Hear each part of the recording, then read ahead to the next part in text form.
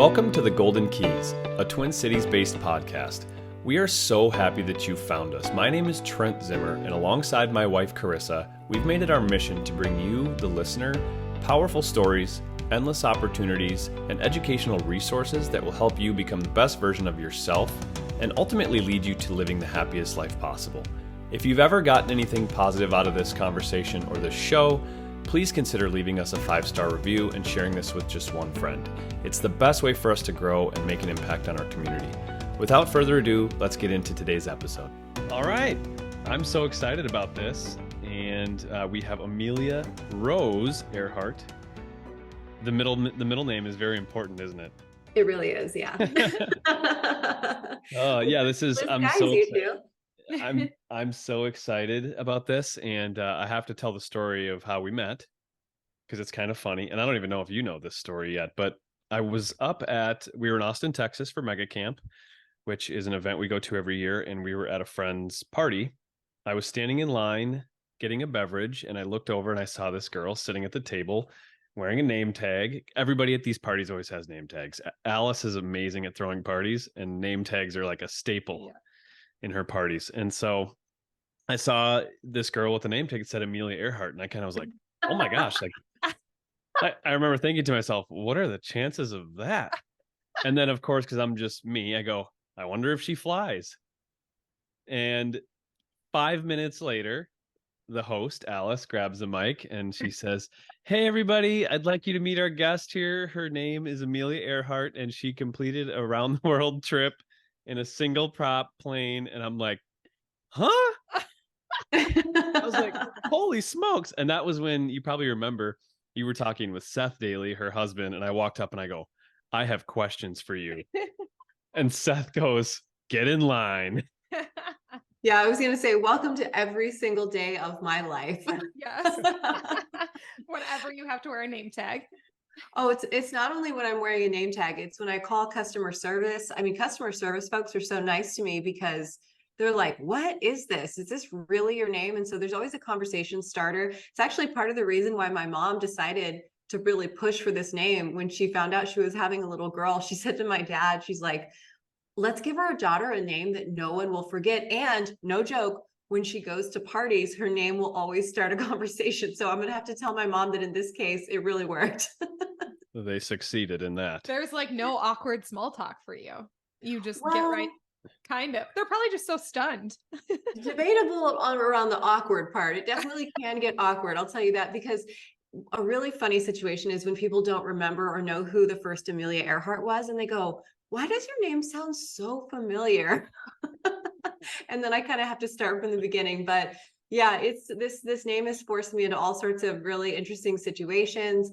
I mean, there's just so much explanation that has to come along with it, right? 10 questions immediately pop up when you find out someone's named Amelia Earhart. Are you a pilot? Are you related? Would you ever fly around the world? Hopefully we'll answer all those questions today. Yeah, I love it. Yeah, I think that's a perfect opportunity for you to share a little bit about you. Who's Amelia Earhart? Rose Earhart? Where are you from? So this Amelia Rose Earhart, yes, and I was named after Amelia Mary Earhart, who in 1937 attempted a flight around the world in a Lockheed Electra 10E. She and her navigator, Fred Noonan, they were trying to fly around the globe around this equatorial route, but unfortunately, they disappeared somewhere over the South Pacific while they were looking for Howland Island. And prior to her flight around the world, Amelia had broken all sorts of aviation records, and she was really this true leader of her time, right? She was not only a pilot, she was a fashion designer. She was a professor at Purdue. She was a social worker. She was involved in so many areas in life, but she was also this really great pilot. But, you know, in 1937, using celestial navigation to get all the way around the world in a plane with very limited technology was incredibly tough. And so still to this day, we don't know where she is. But fast forward to 1983, when I come along, my parents found out they were having a little girl and said, okay, we're going to name her Amelia Earhart because my dad shared the same last name. And growing up with the name was, of course, really tough because as a kid, you don't want anybody to make fun of or even notice your name, right? You're just like, I just want to blend in and be one of the cool kids. Well, of course, my teachers would always spend extra time teaching the class about Amelia Earhart. So that's when it sort of started, that I knew that there was some sort of like weight to this name. And I grew up kind of curious about aviation, but nobody else in my family flew. My parents had very little money. We grew up just out in the desert of Southern California. And it wasn't until college that I started to learn to fly, when I was going to University of Colorado at Boulder. And I just fell in love with it. I was like, wow, there's something to it. Because I had saved up by working multiple jobs, working at golf courses and restaurants and all these odd jobs to pay for that first flight lesson. And something special happened up there. It was like all of a sudden I could see things from a different perspective, right? You know, when you're sitting out there staring out of the window of a commercial flight over the town that you live in, you're like, oh, now it kind of puts it all in perspective where things are positioned. And I got really excited about where that could lead to. And so I got through my private license, my instrument rating, which means, you know, flying through clouds and low visibility, and then through my commercial license. And I got it in my head that maybe someday I could recreate Amelia Earhart's flight around the world, because naturally, when you tell someone that you're a pilot and your name is Amelia Earhart, the very next question is, wow, maybe like, could you ever fly around the world? And I'm such an overachiever, people pleaser type of person that I was like, well, I guess I should then. And so I, you know, over the course of about 10 years between the training and then the actual fundraising and planning for the flight, I raised close to $2 million with 28 corporate nonprofit partners to put together a modern day flight around the world. I borrowed an aircraft. I brought a model of it here. This is the model of the plane that I flew around the world, the Pilatus PC-12 NG. And what you notice here is that one single engine on the front of the plane means when you're crossing an ocean for 8 to 10 hours at a time, if that one single engine goes out, you have to have a backup plan. So I went through open water survival training. I had all these, you know, emergency systems and teams that would be willing to come to rescue if anything possible went wrong. And luckily, everything went smoothly. And in 2014, I did complete that flight around the world. I became one of the youngest women to fly around the world. And, you know, it was such an incredible way to see an entire planet. I got to see sunrise and sunset around the entire globe. And then also we gave out scholarships to girls 16 to 18 years old over Howland Island, which is where Amelia disappeared. And I used Twitter to tweet out the names of the girls who would win these scholarships. So it was a really complex flight. Yes, it was about me fulfilling that personal goal, but I also wanted to, you know, show other women that getting interested in aviation was a real adventure. Wow. That's so cool. Thank you. I don't even know where to begin with my questions. Some of these, okay, we've already talked to you before, and I've already asked you some questions, but I feel like I haven't even scraped the surface. Like when you, okay, so little interest in aviation to begin with. Yeah. You kind of got the itch. You went up in a plane, found out you loved it. How long after that moment did the thought of this come into your mind? And what was the first person's reaction when you went and told someone? Well, I have to admit, the thought of flying around the world came way before that first flight lesson, because I can remember even being like a little kid, 5 or 6 years old, adults would look me right in the eye. You know how kids, you know, what are you going to be when you grow up? What are you going to do? They would look me right in the eye and say, you better finish her flight around the world someday. Aww. And so I felt like, even though I didn't know much about my connection to Amelia, and we'll talk more about that because that's a big turbulent part of my life too. But I just felt like if I don't fly around the world someday, then I'm going to be letting everyone down, and ultimately letting down the legacy of this American hero that everybody seemed to have so much respect for. And I don't think now that at 40 years old, and I look back on that little girl getting that, you know, advice from adults, I think it was a lot of pressure to put on a little kid. But ultimately it worked out for the best, because it helped me really put these big giant goals in my mind. And now that I've done this flight around the world, I truly feel like I can do anything. Goals seem a lot smaller after you do something big like that. Oh, I bet. Oh my gosh. Yeah. And I mean, I've got your book here.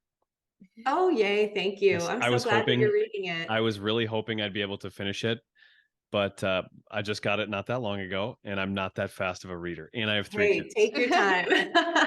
But it's fun hearing you say a lot of the things that you read about in this book. And there's one part in here that I was getting to, and I'm losing my train of thought because I picked the book up. What were we just talking about? What did you just say? Well, we was talking about the pressure of the name, the turbulence that I went through. Maybe this is a good time to talk about the turbulence, This could because be a good time to talk about the turbulence. yeah, I'm gonna get my thought back. Hey, take your time. Look, it's a big giant story, and I'm happy to go all over the place with you guys. But the book is called Learn to Love the Turbulence: Flight Lessons on Becoming Pilot in Command of Your Own Journey. And this theme of turbulence has always been a part of my life since I became a pilot, because I realized very early on was that turbulence wasn't something to be feared. It was something to be expected. And I came up with this motto that the only aircraft that never experiences turbulence is one that stays locked up in a hangar. That's not what planes were built for, right? We don't put all this technology and design and engineering into these beautiful aircraft for them to sit safely on the ground. They can handle the bumps. That's why when we're flying commercially, the flight attendants and the crew, they don't tell us to fear turbulence. They tell us to put on our seatbelts and prepare for it, because we can make it through. And if it gets too rough to handle, we seek calmer airspace. And there's so many life lessons in that, which is when life gets bumpy, we don't just cancel everything we're doing or go hide in our room. I mean, sometimes we do. And yes, sometimes we do too. But when it comes to the big stuff, we have to say, we can handle this. We're flexible, just like the wings on an aircraft. And to make an analogy to something that all of us do every single day, when you're driving in a car and you hit a pothole, yes, it shocks you. It kind of reminds you that you're driving. It may jar you a little bit, but if your car is in okay condition, it doesn't make everything just fall to pieces, right? It reminds you that you need to keep an eye out for things that can be bumpy. So the book is all about cultivating awareness, being good at navigating your own life journey with all sorts of twists and turns. I, of course, now know that really nothing is a straight line from point A to point B. It is wild and twisting and turning, and flying those unusual headings is what makes life really beautiful and fun. And the way that I experienced a real life lesson in this exact type of thinking was surrounding my name and my relation to Amelia Earhart. Because when I was born, you couldn't just hop on ancestry.com or genealogy.com as a parent and search your relation to anyone that you shared a name with. So my dad, Glenn Earhart, he and his family had always just kind of generally been told, yes, we share a distant relation to Amelia Earhart. I mean, it's kind of an unusual last name. And my mom was like, who cares? Like, let's name her Amelia. This is a strong, powerful name. And she'll, hopefully do big things with it. My mom is such an artist dreamer type. And so as I grew up, people would ask me directly, how are you related to Amelia Earhart? And I would always go, oh, I don't know. Somehow I heard we're distantly related. But it wasn't until college that I hired a genealogist, and I hired her in Boulder. And it was back early 2000. So I literally looked in the phone book and I found this woman who called her up, and I said, okay, my name is Amelia Earhart. Can you help me figure out how I'm related to the first Amelia Earhart? She goes, no problem. So my grandma Aggie and I, who was in her 80s at the time, she got all these birth certificates, death certificates, military records, all this family stuff together. And we gave it to this genealogist. And a couple of weeks later, she comes back to me and says, well, Amelia, you definitely have a relation to the first Amelia Earhart, and here's how. And she shows me this kind of family tree. And she says, but if you want to get to the pinpoint connection of exactly how you're related to Amelia, we need to go into the European records, and that'll be $3,500. And I was a college student. I already paid $500 for the original research. My parents couldn't help me out with it at the time because they were both on such a tight budget. I was paying my way through school. Again, I was like working at Sonic as a car hop at times. It was a lot. And so I said, well, you're telling me I'm related though, right? And she says, yes, your family and Amelia's family have this distant common ancestry traced back to the 1700s, and your family and Amelia's family lived in adjacent counties in Pennsylvania. And she really used that as the connection point of, you're related, and when you want more information, just come on back to me and we'll find that exact easy answer. So I was like, okay, cool. So at that point, I had taken some flight lessons. And then when people would ask me, okay, you're learning to fly, are you related to Amelia Earhart? I was like, yes, I am. And I just had this genealogical record done, and I felt so proud to be sharing that. And I always use the caveat, we're not sure exactly how we're related, but we are. Mm-hmm. And you know how people are, they hear that, and it was, next thing you know, it was like, this is Amelia Earhart's granddaughter, which is literally impossible because of the years.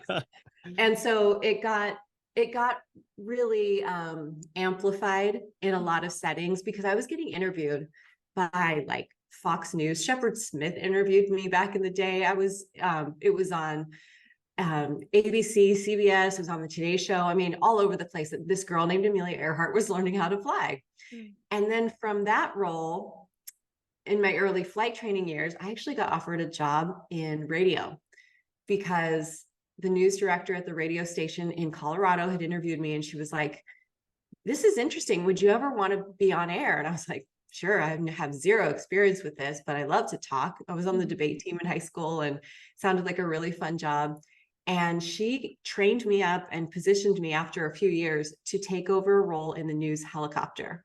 So I was flying around as a passenger in this $3 million gorgeous helicopter with this giant camera mounted on the front of the helicopter that I would run from the front seat, and I would report from the chopper. And I mean, from a marketing perspective, it's really smart. They put Amelia Earhart in the helicopter to do traffic reports. Oh, it was like 100%. Oh my gosh. yeah. Do you think do you think that was part of their strategy? Well, I mean, I think she saw a really cool opportunity here, because yeah, I mean, I was young, I was excited. Yeah. I was so enthusiastic that this job was an hour from Boulder. It was like South Denver. So I would still have to go to school midday, but I was working a split shift. So I would drive all the way from Boulder to South Denver in the tech center and back, go to class all day, and then come back for the afternoon shifts. So I was driving 4 hours a day just for this job, because it felt like a grown-up job. I was like, I'm making like 20 grand a year. I'm rich, you know?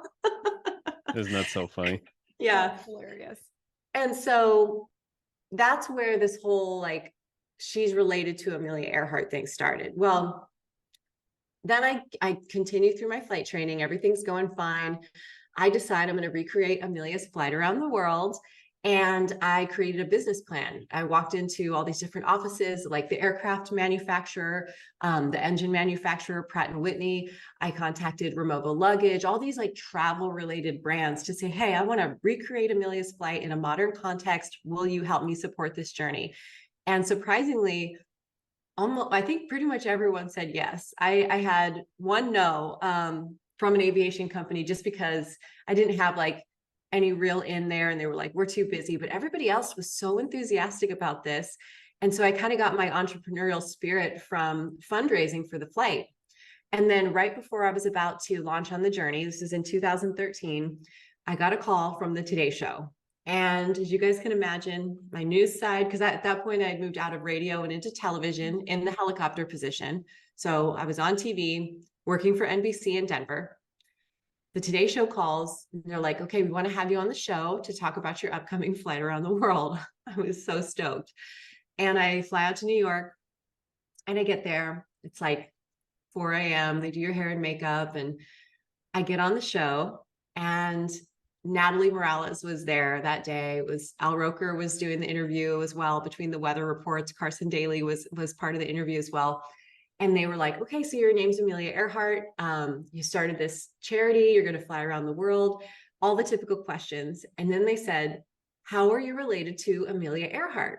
And on national television, I looked at camera and I said, well, we share a distant common ancestry traced back to the 1700s. Our families lived in adjacent counties in Pennsylvania. I said, but we don't know that exact pinpoint connection, but we are related. And they go, well, that's great. You know, we're all related somehow. It was a very lighthearted conversation. They said, we'll be following your flight around the world. And that was it. And I was like, so happy. I had, you know, I felt like I crushed it. There's this one Facebook video from way back in the day where I'm literally like sitting in the corner of the airport. The sun is shining through the window because I had to find the good light.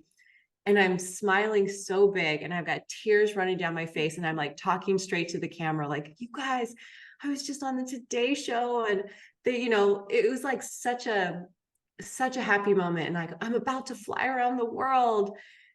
And then I get back to Denver, and this is when turbulence smacked me straight in the face. I mean, this was the darkest, scariest storm I had ever gone through at this point in my life, because when I landed, I was getting phone calls, voicemails, text messages, emails, Twitter messages from people saying, you're a liar, you're a fraud, you're fake. I can't believe that I let my daughter follow you. I was getting all these weird messages. I was like, what is going on? Like, I was just on cloud nine on the Today Show, thought I did everything right. And when I checked my voicemail, I had a phone call from my general manager at the TV station where I worked, at the NBC station in Denver at 9 News. And he said, Amelia, we need to talk to you right away. We've got a really big issue here. We have reason to believe that you have lied about your relation to Amelia Earhart on national TV. And I was like, well, I don't know what that means, but okay. And so I'm panicking, when your boss calls and you're like, it's like, get into the office right now. I think it was like Thursday, late afternoon. He definitely should have been going home by that point in the day. So I'm thinking, oh my gosh, my boss is staying late to talk to me. Like, what's happening here?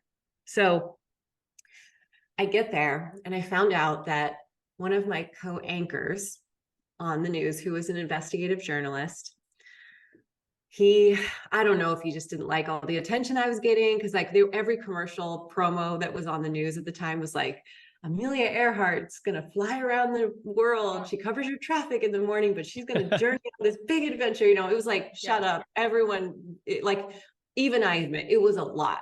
Yeah. Well, it turns out that he considers himself to be an amateur genealogist. And so without telling me, which our desks were right across the way from each other in the newsroom, we worked together in the same space every single day.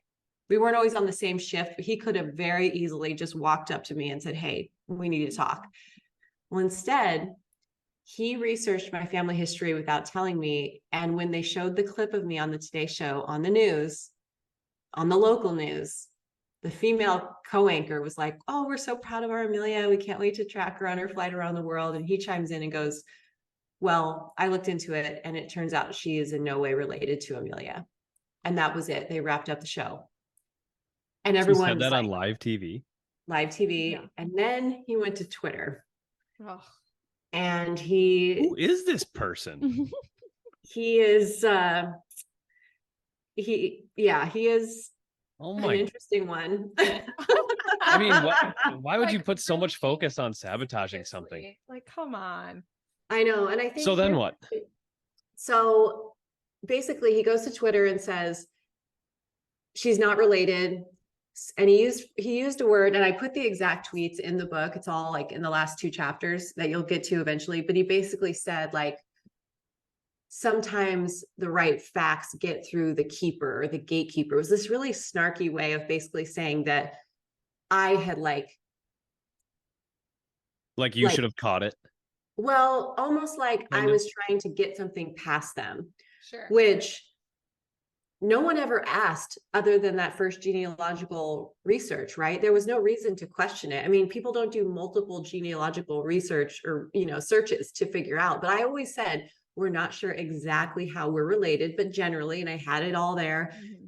And so when he said this, he started a huge controversy in my world, because I had already borrowed this aircraft, drilled a hole through the side of the plane to put a 200-gallon fuel tank inside. This is a brand new $4.5 million borrowed airplane that I was responsible for at this time. I had started a charity, so I'm working with teenage girls. And what he really was doing was putting my character to question, saying, like, we can't trust this girl. Well, I immediately panicked. I'm like, well, what am I going to do? Like, everyone's making fun of me. I mean, the tweets were so horrific, so mean. People were saying, like, we hope you crash into the ocean and die like the first Amelia. I mean, you know how Twitter can be. Yeah. The friendliest place on earth. Right. And all of a sudden, like, all these older men, all of a sudden they really cared a lot about Amelia Earhart's legacy. I'm like, you guys never cared much before. And now it's kind of this like juicy story. It was sort of fun, I think, for people to make fun of. Mm-hmm. And so my boss said, you have the burden of proof here. You need to do another genealogical search immediately and figure this out. If you're going to prove him wrong, you got to do it fast because basically you're embarrassing us. And so the very next day I start, and I had a whole team of people. I had like a team of 100 people helping me put this flight together. And they're all kind of like, yikes, why would she lie about this? This is so awkward. And so I called up a new genealogist. And at this point I could afford to pay the $3,500. And we did a really expedited research on my name because it needed to be figured out really quickly. I was supposed to launch on the flight pretty soon. And a couple weeks go by. I still had to be on TV every day in the meantime. And this is how big it was. And, you know, it always feels bigger when you're at the center of it. Yeah. But after I was on the Today Show, then I was back in Denver. I was doing the traffic reports on the local news. I would step off camera and just cry because the messages that were coming in, people were mocking and making fun of me. I look over and the Today Show was running one of those polls where they said, remember that girl we had on named Amelia Earhart who said she was related? Do you believe her that she didn't actually know? And I'm like, oh my goodness. I mean, when the Today Show is talking about you and you're not even there and you're not a celebrity, it's a very weird feeling. Like this is a totally foreign experience to me. Totally. So I get the research back, and unfortunately, the genealogist says, Amelia, you have absolutely no relation to the first Amelia Earhart. What probably happened is that that first genealogist that you hired back in college, like kind of saw you coming and knew she could get you close enough to a connection to Amelia and then wanted to upsell you for more research to go into the European records. But eventually, if she would have gone there, she would have found that your family tree goes this way, Amelia's goes this way, and the two never cross. You just have the same last name, and that's it. And I was like, oh my gosh, it was like ultimate embarrassment. I felt so dumb for just, at the time, I felt dumb for latching onto this name without researching it further. I felt kind of angry with my parents for not giving me this name, but not knowing what the relation was and always just saying, oh yeah, we think we're related somehow. And those feelings have all passed, obviously, because it's a complicated situation, right? I think their intentions were always the best, but I had every emotion going through me while it was in the heat of all of this because I had so much on the line. Mm-hmm. And so I took a couple days to think about it, and I cried and cried and cried and just like kind of had a pity party thinking that it mattered, right? Because while I was going through it, I really thought that I needed to be related to Amelia to fly around the world. But once it all settled in, and this is where those lessons I was talking about earlier about navigation and agility and changing course really come into play, because I called up one of my mentors who had been so helpful during the planning of this flight. He was a part of the Remova team, this luggage company who just got purchased by Louis Vuitton. And like, I mean, this is high-end stuff he worked with. And I'm like, Tom, what am I going to do? Right. This whole thing is falling apart, and I'm going to owe people so much money and all this. And he goes, why are you even thinking about canceling your journey? He said, maybe it's time you stop worrying about being related to Amelia and instead relate to Amelia, like relate to her as another person who has gone through all sorts of chaotic things in her life. And why don't you choose to be like her instead of just allowing people on Twitter to decide the fate of this flight? And so something really, really empowering and magical happened in that moment. All of a sudden I was like, wow, it could be an even more beautiful flight and story if I do it despite this turbulence. Right. And so I called up every single one of my sponsors and I explained the exact same story I just told you guys, and every single one of them stayed on board. And they all agreed that the information was given to me in a really kind of painful and uncomfortable way, but we could get past that and show people that it's not about the things that are given to you by chance, right? A relation to someone is something completely out of your control, but the character of getting back in the plane and flying despite the turbulence and saying, nope, I don't care what you think, I'm doing this anyways, with your inner core group of people who actually know you as a person and who know that you wouldn't try to lie about something just to get ahead. That's where true character is built. And so I'm so proud that I made it through, because you guys, if I would have canceled, I would have been right now, I wouldn't be sitting here with you guys. That's for sure. Yeah. My life would be in a whole different place. Oh, yeah. That's so amazing. How scary is Twitter?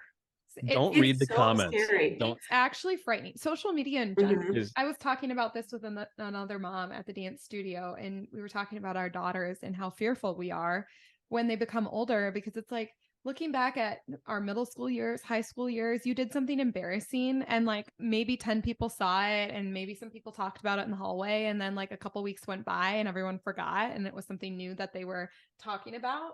Well, nowadays it's playing on repeat on Reels, on Twitter, on like you can't make that go away. Well, people It are just so continues to nasty too. amplify, especially like the most nastiest things. And Oh that's so yeah. sad. And I mean, and sons too, but I just feel like, you know, we were talking specifically about our daughters in the moment, and it's just like, gosh, that could really ruin someone at their most vulnerable time too. I mean, when you're a young Yeah. adult, or not even an adult yet, a young teen, like trying to figure out so much and going through so much, the body changes and just emotional states. It's like, oh, It yeah, feels like it's never going to get better. It feels like totally. it's like so all consuming Mhm. that you can't zoom out and see the big picture when you're at that stage of your life at all. Right. And you know, I'll tell you guys right now, when you Google me, the first page of my Google results is not all the other cool, fun things I've done with my life.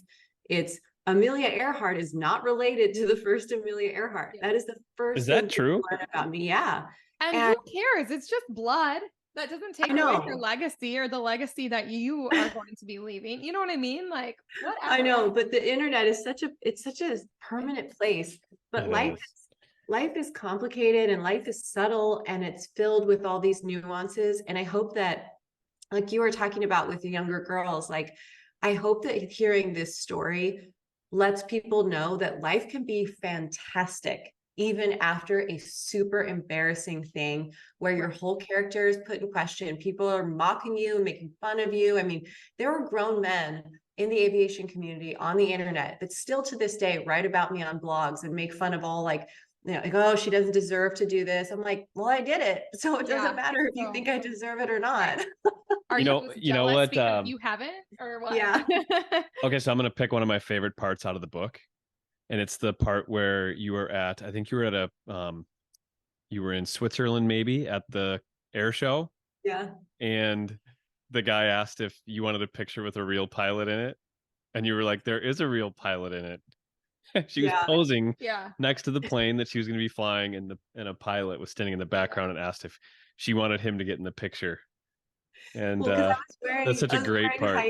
I was wearing high heels and a dress because I was at a business conference, right? I wasn't going to hop in and fly in the plane, but it was like a big air show in Geneva, and there were planes everywhere. I mean, Gulfstreams and Falcon jets and like $70 million planes out there. And then in the middle is the Pilatus PC-12. And they're like, okay, we're going to take pictures of you for the publication that comes out at the air show or at the conference. It was called EBACE, the European Business Aviation Conference. And so I'm like, yeah, sure, I'll stand next to the plane. I'm posing, and they go, why don't you stand on the steps of the plane? So the door folds down. So I stand on the steps and I'm in my heels and I'm all posed nicely. I have this big smile on my face. And this pilot walks up and he sees a crowd of photographers snapping pictures. And in front of everybody, he goes, hey, ma'am, I see you taking a picture next to this airplane here. Would you like a pilot in your photo? And I go, what'd you say? Because I was like, oh, there's no way this guy thinks he's like going to step in and mansplain this airplane to me. And so he goes, oh, yeah, well, I fly this airplane. So I thought you might want to take a picture with the pilot. And I said, well, sir, there is a pilot in my photo. And he leans over and he looks inside the door of the airplane to see where the pilot is. And in front of everyone who is now kind of going, dude, she's about to fly this plane around the world. Like she's a certified Pilatus pilot, leave her alone. And so he just like kind of leaves immediately. And the very next day, there I am on the cover of this magazine that was given out to thousands of people. I mean, I would see it laying on the ground, and you know how conferences, people don't really, I don't know if they really read that stuff or not, but I would see it there. And it said, women's dreams soar with Amelia. And I thought, man, that's cool, especially after like having that guy walk up and say that. But it's the things that people assume about me as a woman, because I'm very girly. I love to dress up, right? I'm like, I wear crazy, colorful clothes and I love fashion. Well, guess what? Those things are not mutually exclusive to loving airplanes and loving engines and machinery and all this. But people really love to separate it. Yeah. Yeah. That's funny. Yeah, I love that story. Can you talk a little bit about your preparation before your big journey, like what you had to go through? You told us a little bit at the party and things you had to do with your attorneys, some just very probably emotional things to do. Yeah. Well, like the before you- letter, we were yeah, talking about the those letter. things, Yeah. Yeah. I was kind of alluding to. Yeah, so there was so much paperwork. I mean, I've got boxes and boxes of legal documents that were not only having to do with things like borrowing a $4.5 million airplane from a corporation for 150 hours, and then I would have to return it. And, you know, they were obviously working with me as a team to get it back to its normal configuration and things like that. But I was taking on a lot of responsibility. And so I had an insurance team with Lockton that created this crazy insurance policy which carried through 14 countries. And I was flying in just 18 days. And so there was so much built into it, right? The number of hours that were required, the training. I went to open water survival training to get thrown out of a raft in the middle of the ocean or thrown out of a boat. Then they toss you a raft. You have to open it up. You're shooting flares. You're learning all these procedures, learning how to get rescued, essentially, if anything goes wrong. But then what we talked about at the party was that they suggested that I write letters to my family, basically to say goodbye, just in case anything tragic happened on the flight around the world. And people might say, oh, that sounds really extreme, right? You're flying in a modern day airplane. But when I was flying, you know, for 8 to 10 hours over the open water, it would take a while to be rescued or found out there because it's not like boats are just cruising around waiting to come and rescue you, right? So the chances of survival in the event of a worst case scenario were pretty intense. And I remember thinking like, wow, this really puts it in perspective, just how dangerous not only my flight was, but how dangerous Amelia's flight was back in the 1930s. Mm-hmm. You know, she was doing it using the stars and a sextant, this little like protractor looking device to triangulate her position in space to figure out where she was in the world. And her navigator, Fred Noonan, like there was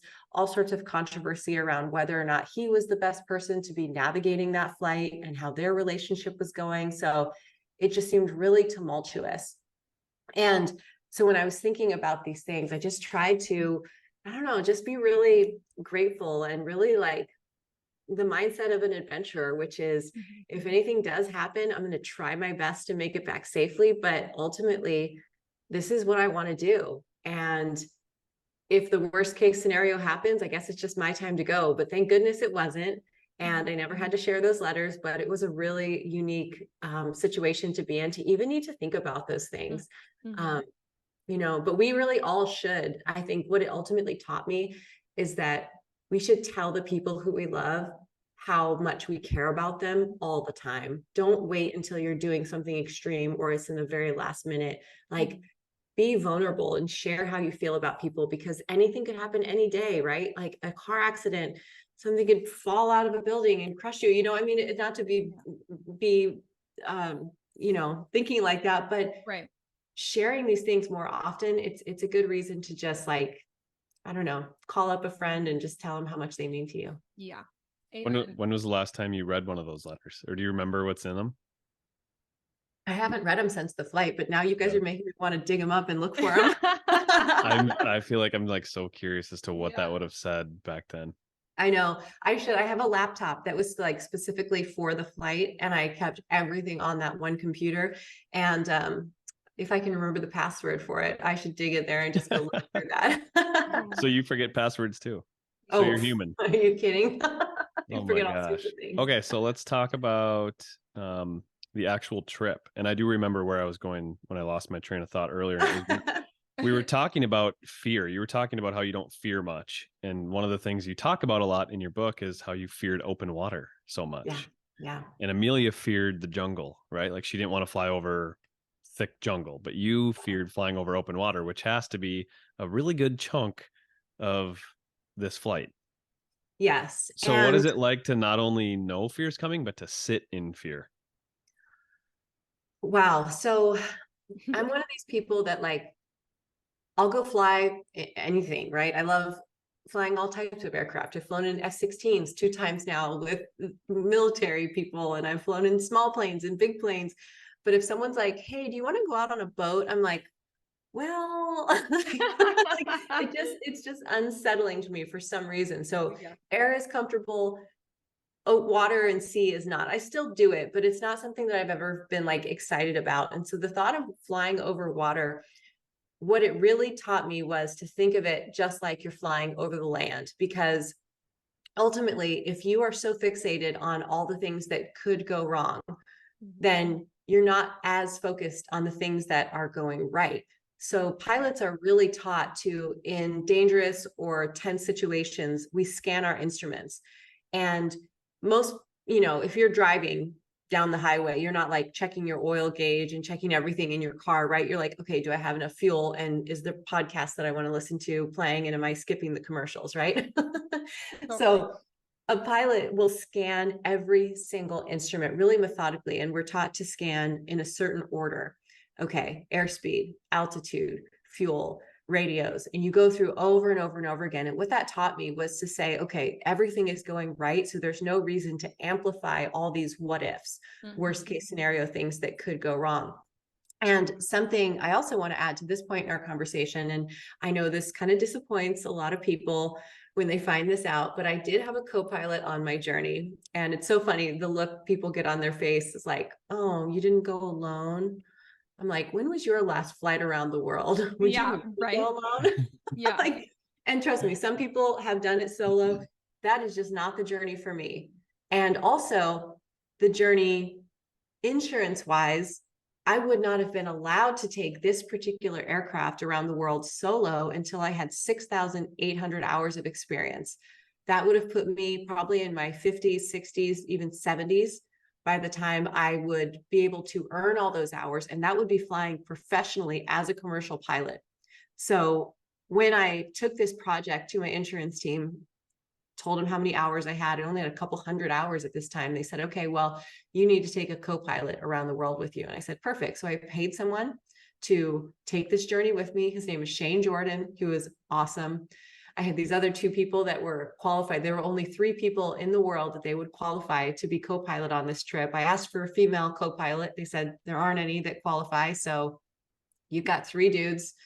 The first 2, the first one, I'll say, was not going to be a good match. We did not vibe well. I thought, I can't be in the cockpit with this guy for 18 days.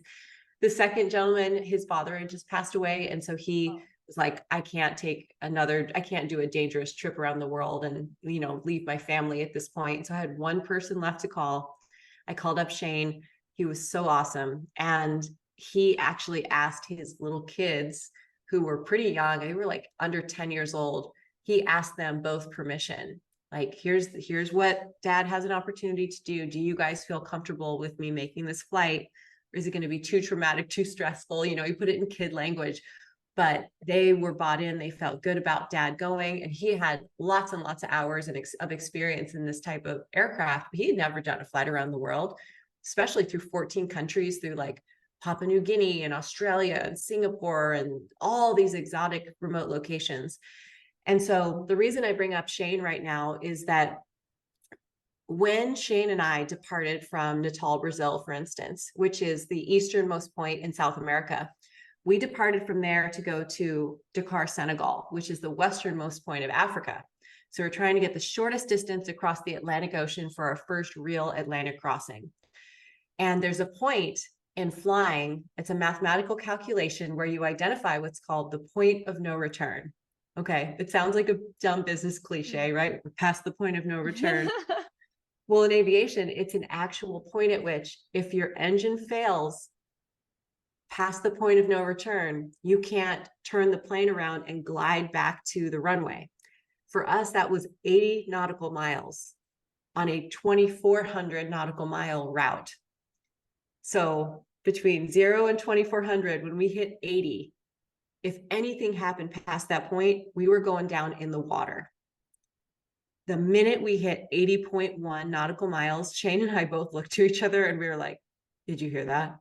Did the engines, is that a weird noise? Like both of us equally all of Shane's experience, you know, my experience of flying in the plane, we were both so like, everything felt heightened. Nothing had changed. Nothing was going on with the engine. Everything, all of our instruments were in the green.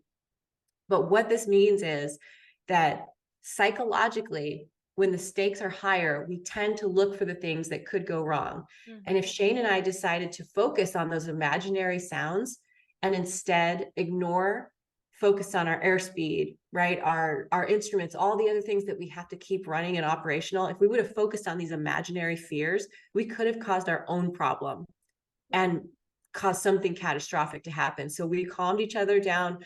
We would get so comfortable out there. We'd be like, okay, if the engine failed right now, what would we do? And we'd go through, okay, step 1, step 2, step 3. And we would get so chatty and just like conversational about it that it created this comfort to where we felt like we supported each other. And that it almost like reduced the likelihood that it could happen because we felt so prepared that it actually might. So I love telling that story, the point of no return. That's awesome. That's a good, yeah, that is a great story. I was always taught by my mom too to like visualize, right? Like visualizing things before they happen or manifesting them in your mind first. And I suppose that's exactly what you guys were doing, is putting yourself at peace because you were seeing it happen. So if it happened, you knew exactly what that was going to look like. Absolutely. Yeah. And like before the flight, visualization was a big aspect of it for me too. I mean, you don't just dream up a flight around the world in a week and then bring it to life. This was something where I think from all those years, even from being a little kid, people saying, you should do this. I can remember laying on my bedroom floor, you know, when you're too bored to watch more TV and your friends can't play and you'd like, what would that be like? Right. And so I think I got really comfortable early on. That's one of the positives of all that pressure, was not thinking that like I couldn't do it, but everyone around me would say, you should do this. You could do this. You know, what if you did? And it never really fully left my mind. And I can't say that I was always focused on it, like from teenage years solid through to completing it when I was 30 years old.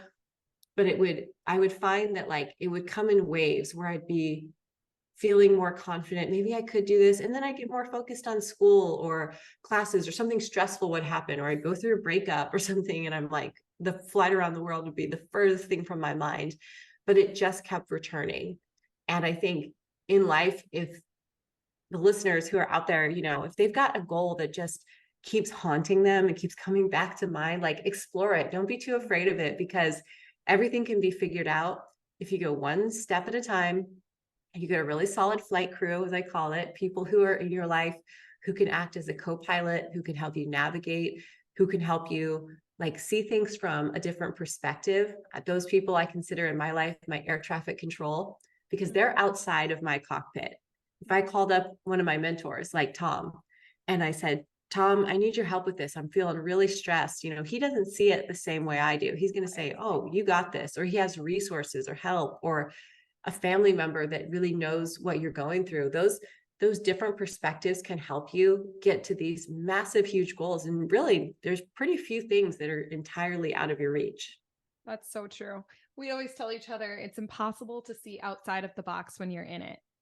Yes. And so there's times where some of our closest friends, like, you know, we see it from a different perspective because they're in it. And vice versa. There's things that we're going through or challenging things, or maybe it's a fun, exciting new opportunity, but you need a different perspective because you're inside of it and you can't see it from outside. Yeah, I think switching those perspectives is a true key to life. And there's a really good tool that it's a super easy way to remember it. But if you can think of like one situation from 3 different perspectives, it will allow you to like bop back and forth. And those 3 perspectives are, if you think of it as if you're riding along as a passenger, what's that like? That would be like with you two, right? You're married. You're going to bring a spouse along with you. What's this situation going to be like for them? Maybe for your kids, for your family structure. That's perspective number 1, passenger's perspective. Then the pilot's perspective. What's it going to be like for my situation? If I'm in control of this, can I take on the responsibility?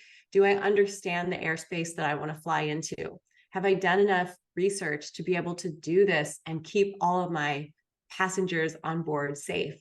Mm-hmm. Am I taking us into too dangerous of a situation? Or is this just a nice, methodical, well-planned route that I want to fly? So passenger, pilot, and then the third perspective is that air traffic control perspective. And that means we zoom out and we picture everything on a big radar screen. And what I mean by this, to go back to when I learned that I wasn't related to Amelia, this is a perfect example of it. Okay. I actually asked myself, I was having like a really introspective afternoon. I'm like, what the heck am I going to do? Right. I'm so embarrassed. Everything seems hopeless. I thought to myself, okay, if I was a person and I found out that another woman named after a famous pilot learned to fly, raised all this money, wanted to recreate her flight around the world, and suddenly she learned that she was not related to that famous person like she once thought she was, should she cancel her flight? My immediate reaction was like, no, she is trained to do this. She's raised the money. She knows how to fly the plane. It's a better story if she flies it anyways. Right. And I was like, well, that's my exact story. So I have to get out of my head and all the little like hurtful things people were saying to me and go, no, it's a better story because now my flight around the world, it's yes, in honor of Amelia, but it wasn't out of obligation because I was related to her. I did it because I wanted to relate to her. And I think we're even more connected because of that. And I'm just so proud of it because if I would have given up, I think I would have lived with regret for the rest of my life. For Imagine sure. being, on my deathbed going, oh, I shouldn't have listened to those jerks on Twitter. Right. Right? You can't let those people determine your fate. Yeah. Oh, That's nuts. exactly. It Yeah, would be that's so terrible. sad. I mean, Yeah. and it's so neat now because now as a keynote speaker, I'm traveling all over the world telling these stories, and it's all because it's an imperfect journey, right? It was turbulent and the path changed. I mean, the reason I ended up at that party with you two was because I delivered the Keller Williams keynote speech during the pandemic. I did it from my living room in Denver, Colorado. I had no idea how many people I was speaking to. I thought it was maybe just a couple hundred folks at Keller Williams, doing another talk. It turns out it was thousands of people, right? Yeah, we come in waves. Yeah, I had no idea what a giant group you guys have. And it's so cool because it goes to show you that your story does not have to be this perfectly glossy, Instagram perfect life.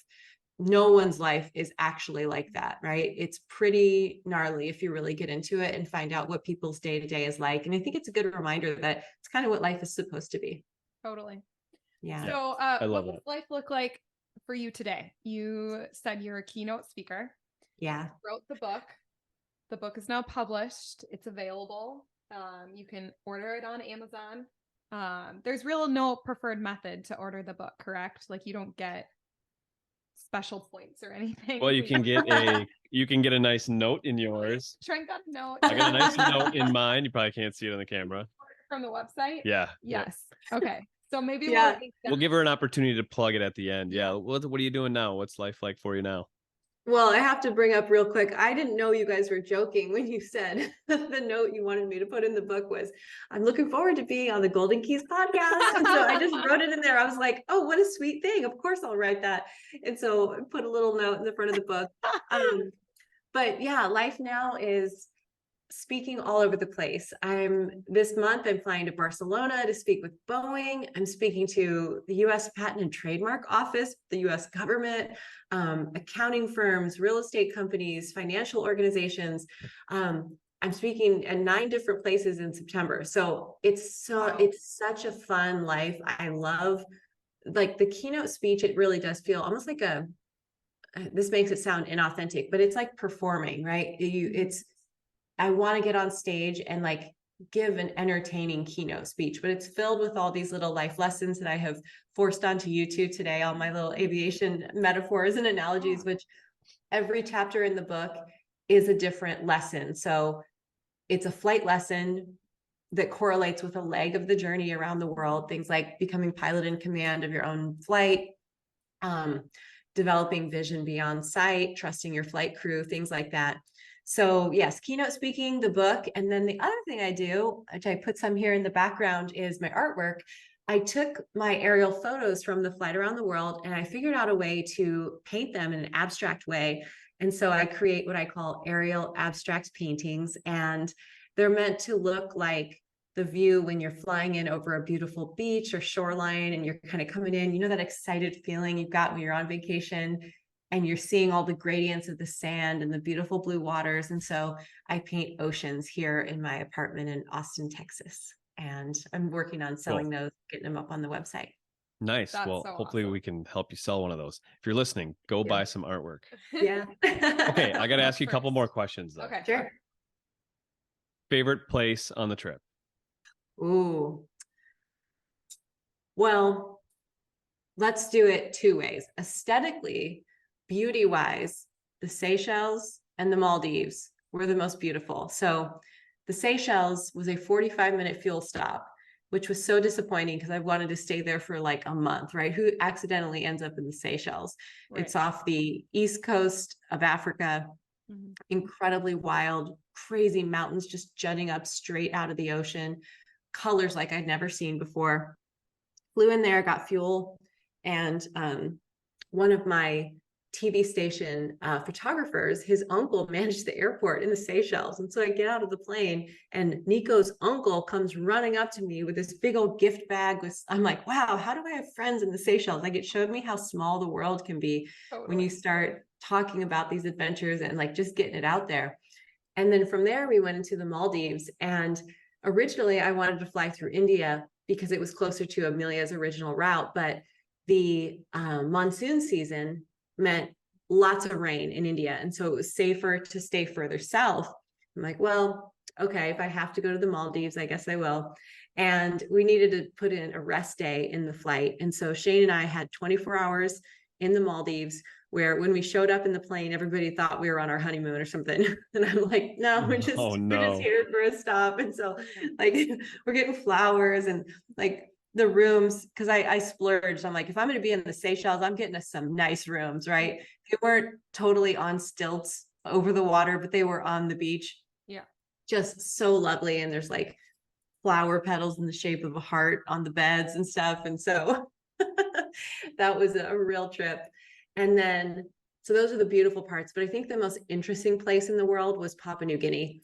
And that was particularly interesting because that's the last place that the first Amelia Earhart, that's the last place she was ever seen before she disappeared to leave for Howland Island. And it's incredibly remote. So when Shane and I got there in 2014, it's still incredibly remote. They speak something like 80 different languages in Papua New Guinea. We land at the Lae International Airport, which there's only two airports on the entire island, Lae and Port Moresby. Well, Port Moresby was where Amelia landed, but that airport, I think, was closed at the time. So we landed in Lae, and we get there, and the airport officials, who were all these men in like mismatched kind of military uniforms, they didn't look very official. They were all chewing betel nut, which is this hallucinogenic plant that basically like is a drug, but they chew it all the time. It's like commonplace there. And so they're chewing, they've got their guns on them. I'm like, okay, this is interesting. Well, right when we open the door to the aircraft, they inform us that we have landed at the wrong airport. I'm like, well, our GPS tells us that we have landed at the right airport. Everything was planned out. We had professional trip planners that had like coordinated all the details. We had prepaid for our fuel. And so it took us, we had been flying for, I want to say maybe 6 or 7 hours that day. They kept us on board the plane, couldn't go use the bathroom, couldn't do anything to like, you know, get out of the plane and stretch. They kept us in there for about 4 hours waiting for customs. And they basically kind of not held us there, but they made it so difficult. They claimed they had to bring a customs agent from a different part of the island that was an hour away, to where we ended up giving them some cash to get out of the situation.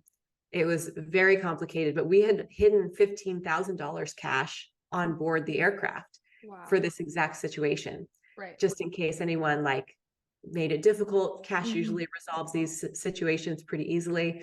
So we ended up giving him a couple $1,000s to get out of that situation, but it was stressful. I remember thinking like, wow, if anything happens to us in Papua New Guinea, this is kind of ironic, right? Because it's where Amelia's last place was. And like, it just felt very, very far from home.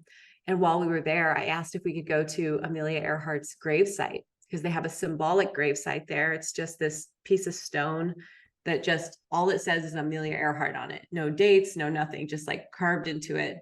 There's kind of trash all around it. It's in this marshy area. And they really didn't seem to want to take us there. There's definitely a language barrier.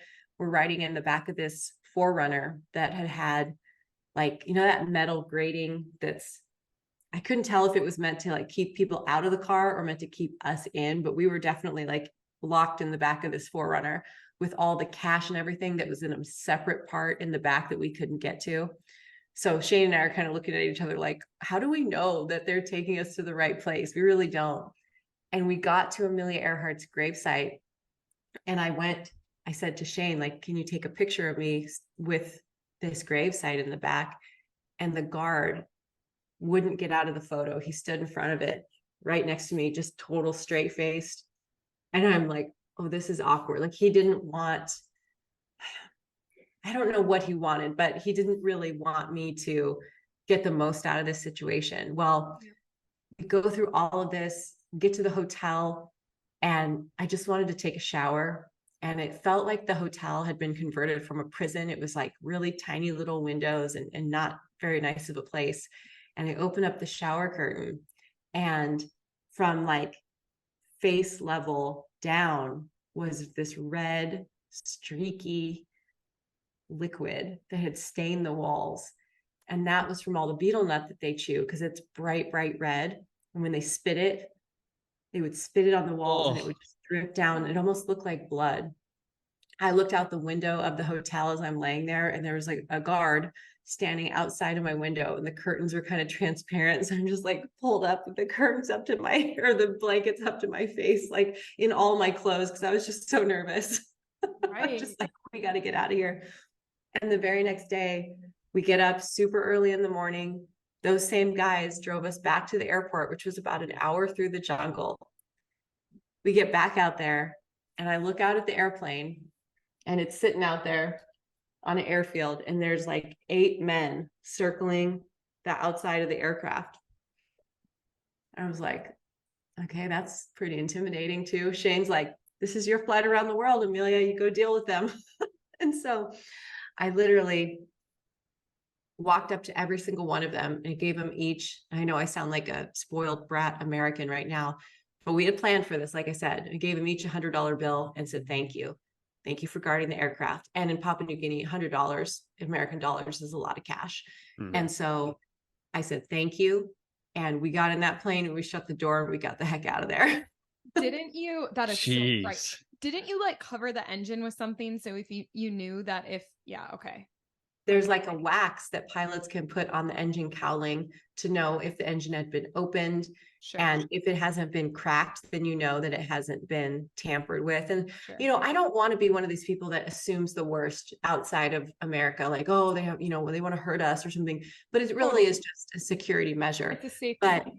Yeah, it's a safety thing. And ultimately, in the end, all of those guards, like, maybe it was the money, but I tried to be kind. I tried to be a real person. And I have a photo of all of us and they're all next to me. And I've got my arms around these people and like, we're like sharing a smile together. And I think one of the reasons that they maybe trusted me a little bit more was because when we showed up, we parked this, big, beautiful airplane there. And all these kids came running up to the fence line. And there's this photo where all these kids, they've got their little hands on the chain link and they're just watching, right? And as an American woman showing up flying this plane, this is something these kids had never seen before. And I had all these T-shirts made for the flight and candy and snacks and all this stuff. And I thought, Shane, I'm just going to go and like talk to the kids. You think that's okay? And he's like, I think so. And so I walked up and I was giving him all these treats and stuff. And just like seeing their smiles and their curiosity, it made me feel really connected to the first Amelia Earhart, because I think that's probably what she experienced a lot, was people going, wow, we've never seen a woman fly an airplane before. And I know today it's common, but being in such a remote location and to find any way to connect with another human being, whether it's through kindness or a treat or like whatever it is, right? Just do whatever you can to connect, because pretty much any issue can be worked through once you gain a little bit of trust back and forth. Totally. Yeah. So where do like the pictures and stuff, where do those live now? Do you have like a little album, or can people see those somewhere? Yeah, I mean, they're all over the internet, of course. Luckily, they'll always be there. On my website, ameliaroseearhart.com. One of my biggest regrets, though, is that because I was so focused on flying the plane, right, I didn't document it with video as much as I wanted to, because it was just so stressful and we were so busy. GoPro was one of our sponsors, and I got as much footage as I possibly could, but I haven't turned it into a documentary or anything like that, but I have it all saved on a drive. I am working on a new speaking reel right now with a professional company that's going to take a lot of that footage and make it something really special. But one of my biggest regrets is not turning it into something more visual, but Well, and mostly like Facebook and stuff. the ability of a GoPro in 2014 I was just versus gonna now say. is so different. Yeah. Yeah, I mean, It's the like footage now, it's so crystal clear. And yeah. if I could do the flight again, which I don't want to do the flight again, it was a once in a lifetime situation, and I've moved on past that stage of my life. But if I were to do it again, I would bring a videographer along to film it and turn it into some like crazy documentary. Yeah. How was that moment when you were descending into your final landing? Oh boy, Oakland. So I'm glad you asked about this part, because flying from Hawaii to California in a single engine airplane is a very long flight. It's the longest stretch of ocean that any plane can fly without having an alternate place to land. Okay, anywhere else has a shorter distance or has islands along the way that you can land. But for that to be the last stretch of the flight around the world, and for it to be the longest and most challenging, was really interesting, because Shane and I, there was a lot of emotion there. We had just flown around an entire planet, which is so bonkers to think. We also knew that there were a couple hundred people waiting at the Oakland airport to greet us there. NBC Nightly News was waiting there to cover the story. My parents were there, my parents got divorced right after I was born. So they were probably still arguing about the whole Amelia Earhart thing at that point. So I was like, oh, someone better go stand between these two. And just kind of knowing that, I was sad that it was over, also really happy that it was over.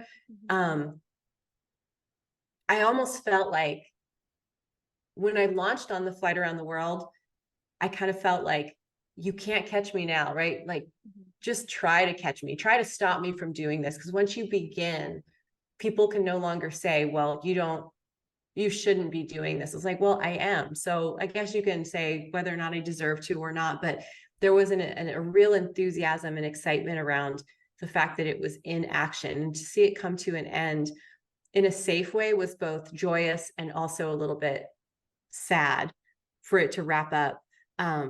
But when I got off the plane, my mom, of course, was super emotional, and she's running up to me, and like, I look over and she's getting interviewed by NBC Nightly News, and I'm like, oh my God, what's my mom gonna say, right? My dad was really emotional, and he was crying, and it was, every time now when I fly into San Francisco or over Oakland, I still tear up to this day when I'm on a commercial flight, because it's like sacred airspace for me, right? It was the beginning and the end of something so monumental, and just in my personal life, right? Yeah. Regardless of what anybody else thinks about it, that is such a special thing that no one can take away from me now.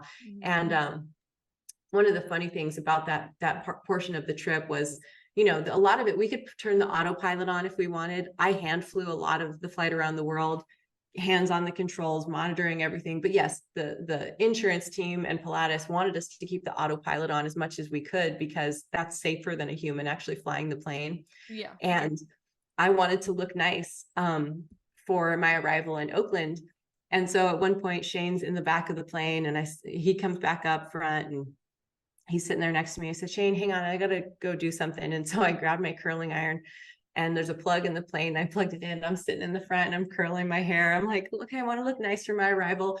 And as soon as I get off the plane, my mom goes, how does your hair look so good? That is amazing. So it shows, it doesn't mean that you can't do both, right? Especially when, I know if people hear that and they'll go, oh, of course, she's not a good pilot. She was curling her hair on the flight. It's like, well, you can do more than one thing, especially if you have a good flight crew with you.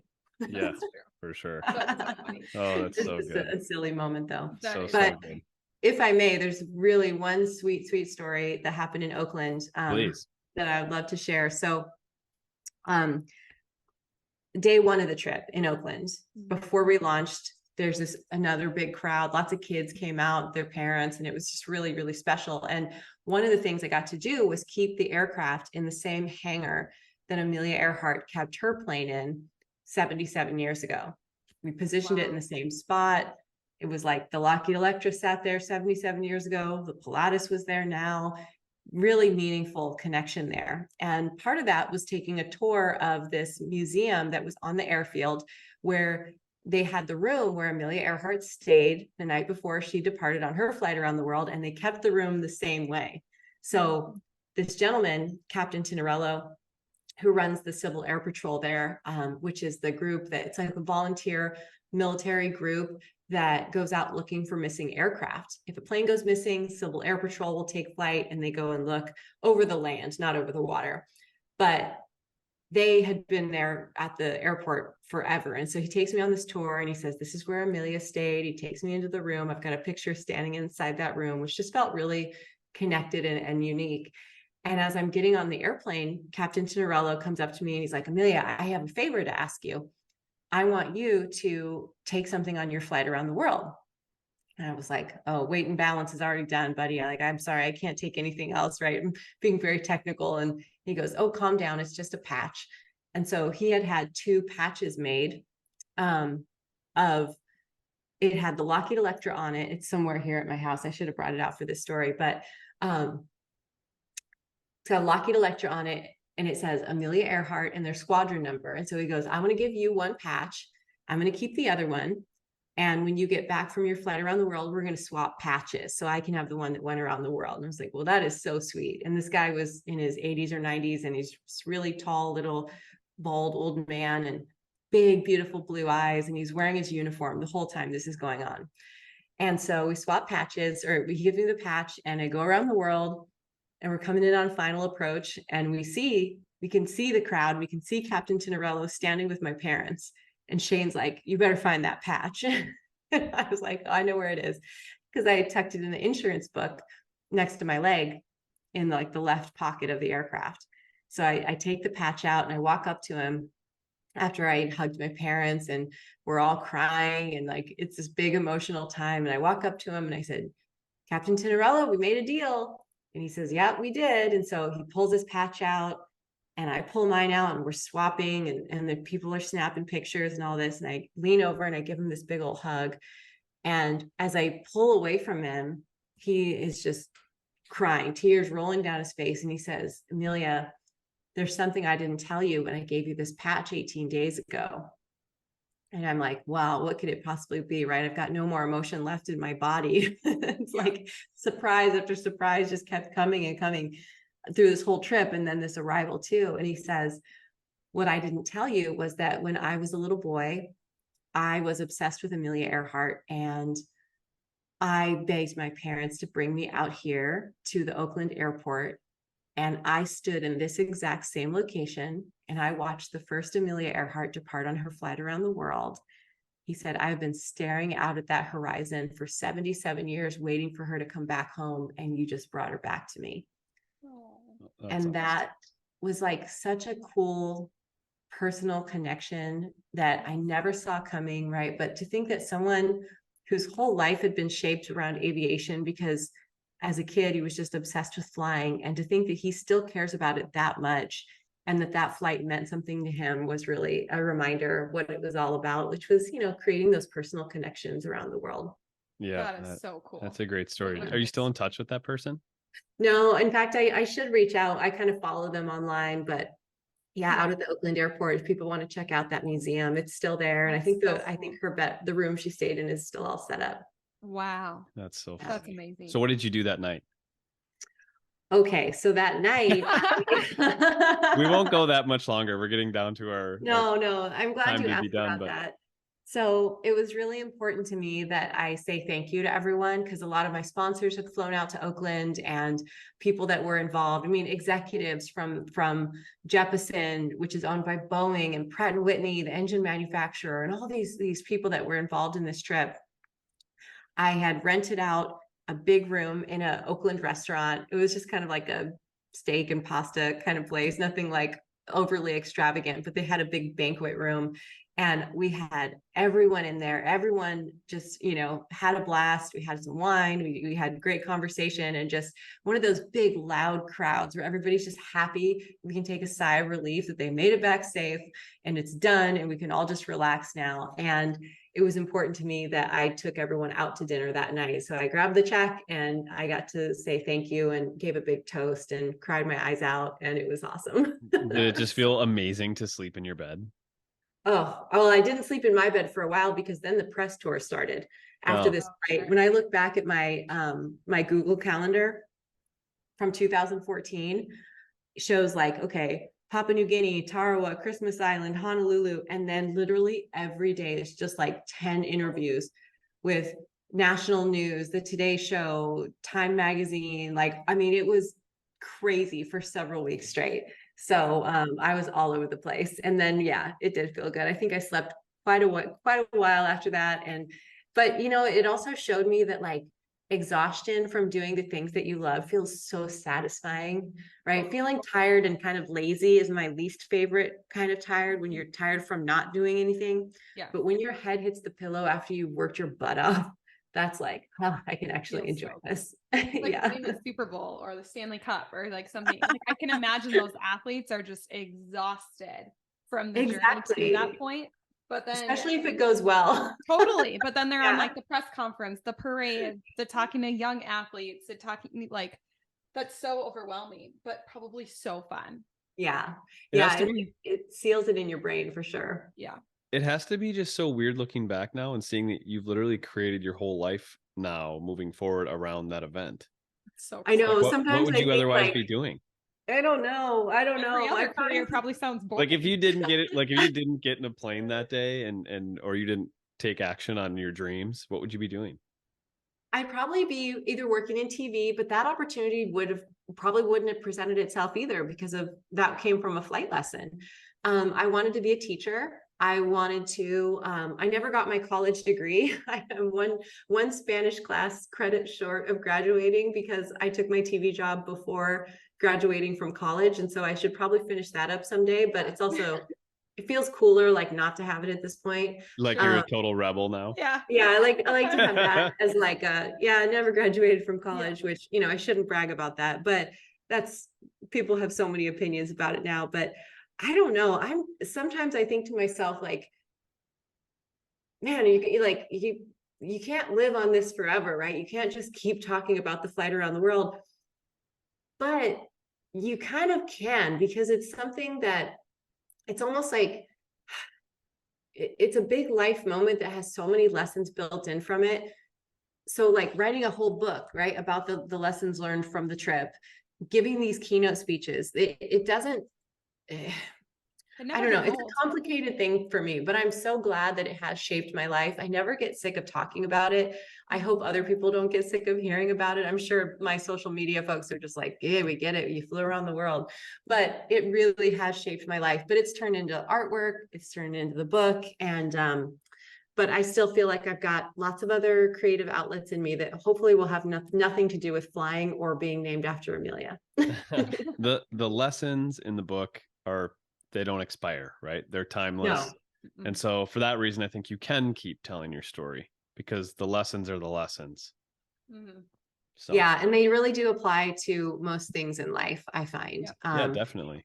And I learned so much just from writing a book and self-publishing a book. That was sometimes, I feel, harder than flying around the world. I mean, the details involved in that. And so I think as a lifelong learner, right, I want to keep it all integrated. And it's sort of like, you never know how the things in your life are all going to weave together into this tapestry of whoever we are. But as I get older now, I see how they all work together. And if it is a thread through all of it, I'm okay with that too. Now you need to write a children's book from your young perspective. Oh, I know. You're your so right. I dreams, should do that. You should do that because kids love airplanes. Like all three of well, maybe not my daughter. Okay, that could be a huge opportunity. My youngest, he's always like plane, like super cool. So to like read a book about a plane, but have it's not about specifically traveling or about the plane. Yeah. It's about just life lessons and dreaming. That could be really cool. I like that. I think, and you can take pictures. That would be amazing. Children's book would be so cool. And then about the author, that would be cool. I'd buy it. Do it. Yeah, she seriously would buy it. We'd buy probably 100 of them and give them away. Yeah, no, it's so smart. I've thought a lot about a children's book, but not being a parent. I think I've always gone like, oh, maybe someday if you have kids, then write a book. But I do have I don't know, I kind of try to see the world from a child's perspective. And I credit that a lot with how I've been able to go after my big goals, right? It's like, you got to try stuff. If you're bad at it, who cares? But it would be a neat way to maybe even teach kids about turbulence in a way that takes away some of that fear. Because, so many adults are afraid of actual turbulence in a flight. And then the kids go, ooh, maybe I should be afraid of this. But most of the time, you're going to be just fine. Yeah. Yep. That's awesome. Okay. Let's give you an opportunity here to plug some of your stuff. Where can people contact you? What's your website? Stuff like that. Go ahead. Oh, thank you. On my website is ameliaroseearhart.com. That's where you can get signed copies of the book and just put your name in, your personal message like you did. The book is on Amazon. And if you do, if you do enjoy it, leaving a review is also super helpful. My Instagram is where I post a lot of my artwork and sort of personal life stuff. And that's, a big colorful space where I'm trying to share lots of life updates there. And then who knows, maybe we'll see you on stage somewhere as, a keynote speaker. That Keller Williams event's kind of what brought us together in a roundabout way. So but I just so appreciate you guys considering me as a guest for your podcast. And I so enjoyed meeting you. You two were just such a radiant, beautiful couple that as we were standing there talking, I walked away and I was like, man, those people were so just enthusiastic and fun. So thank you. I've really been looking forward to this. We enjoyed meeting you, and when we walked away, we had a similar feeling. We're like, she is so cool. We could be friends with her. I'm like, Austin. Oh yeah, let's move to Austin so we can hang out with Amelia. So this is super fun. And thank you so much I know your time is precious and you have a lot going on. So thank you for carving out time in your afternoon to speak with us. Oh, my pleasure. I'm so excited to share this episode, and I know our listeners are going to love it. Yeah, for sure. Thank you so much. I hope to see you soon, and we'll keep in touch. All right. Blue skies. All right. Bye.